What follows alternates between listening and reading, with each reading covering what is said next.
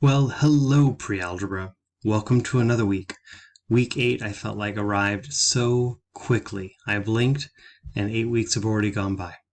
So this week is conference week. I look forward to seeing some of you during conferences, but in case I don't see you during conferences, I have one survey here that I would like you to take. Even if you are seeing me during conferences, here's a survey that I would like you to take. The survey is a great opportunity for you to give me some feedback, to be able to share some of the experiences you've had during remote learning so far. It does count as a quiz. It's worth 10 points, and you automatically get those 10 points by just taking it. Since this is a conference week, generally you would only see half of your classes throughout the week. So you'd have half the amount of work, technically speaking.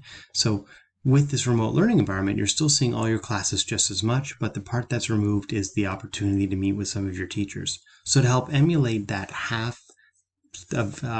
day experience, I reduced the amount of workload for this week. Truly, the expectation for this week is the survey, and then to really focus on making up any missing assignments you've had from this year so far. And so please take advantage of this week.